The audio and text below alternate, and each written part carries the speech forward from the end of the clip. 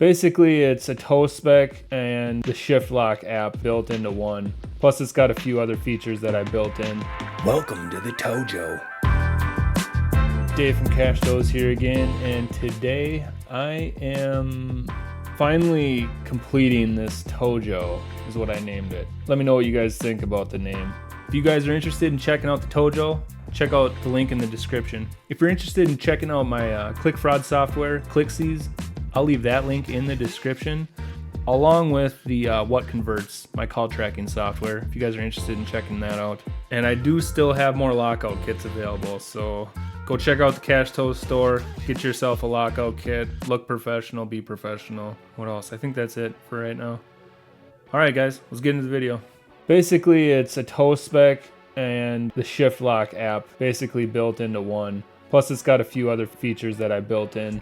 I don't have the database full. I am asking you guys to help me out on this, but you can basically just go in, click on your make. I had a junk Honda Accord out back, so I grabbed data off of that. But you click on the Honda Accord. This is the only year block that I've got for the Honda so far. And then once you click search, it'll give you the year, make, model, how much it weighs, a picture of it, and then your drive type options. I didn't want to get into the debate of whether you should be using a flatbed or a wrecker, so I'm kind of leaving that up to you guys.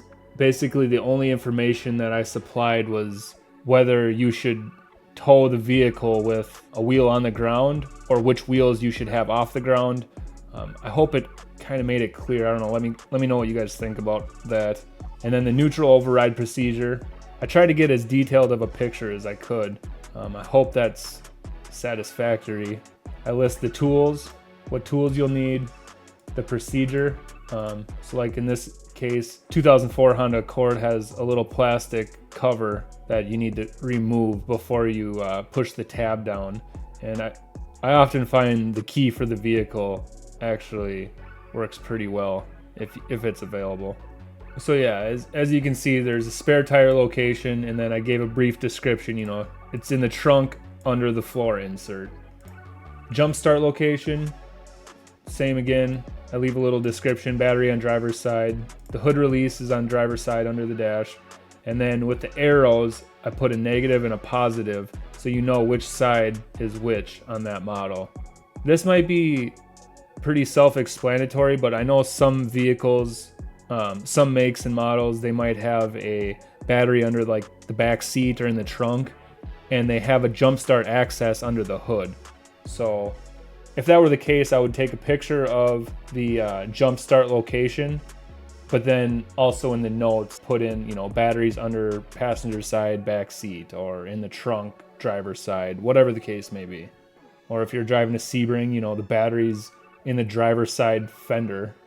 I don't know why they would do that, but anyway, that's pretty much it for right now. I've got a couple other ideas I want to implement eventually, but they'd take a lot more work, and I just kind of want to see what you guys think about this, if this is something that you guys would use. But you can either use the back button or just click check another vehicle. That's always an option, and then this page will reload. So like if you click on Audi, let's say you got an Audi A4 that you don't know how to hook up, or you don't know where the jump start locations are, or whatever the case, come in here, click search, and as you can see, there's no weight listed, no picture. The data still needs to be generated in here. So if you get to a page where you're needing information and there's no information available, you can just click here on the new vehicle request form. It'll give you all the options to request a vehicle. Now, if you are just requesting a vehicle, you can just put the year, make, and model, and then you can hit submit. I'll do my best to get that vehicle in the database as soon as possible. Now, if you guys are interested in help building this database, this is what I would need. So as you can see with the Honda, I want the picture to be taken to where you can't quite make out what the license plate is, but I want it on the front corner, either the front driver's or the front passenger side corner, to where you can still see part of the grille and the headlight, and then along the whole side of the vehicle. That's how I would like it to be taken. And then you don't have to worry about the drive type or any of that. Let me get back to the request form. Take the picture of the vehicle, at that angle, list what year, make, and model it is, and then describe the neutral override procedure. So for instance, with the Honda, the procedure is remove the plastic cover located by the shifter and press the tab down to release.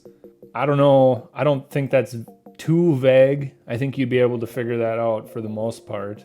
If there's any issues, like I said, just let me know. And then obviously take a picture of, I'd like to have the whole shifter. That way you can see if it's like electronic shift, because sometimes this varies between makes and models.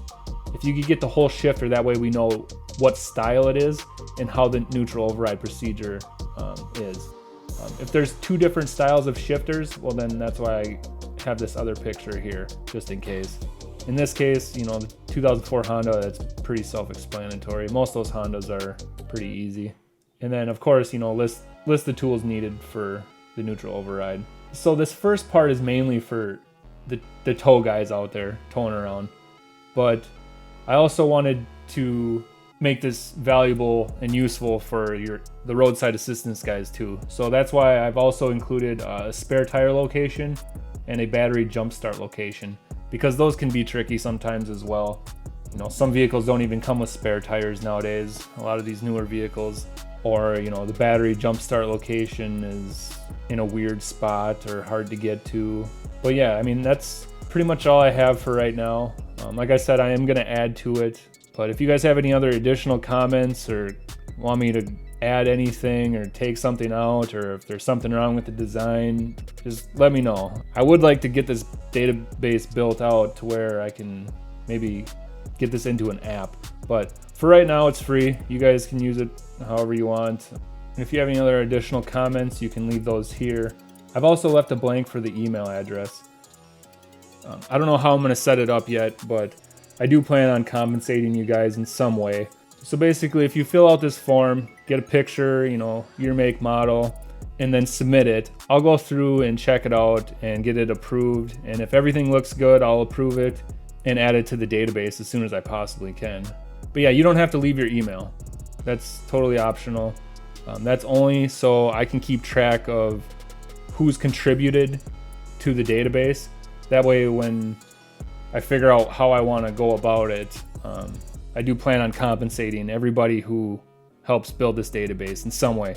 I don't know if it's going to be like $1 per car or $2, $3, I don't know.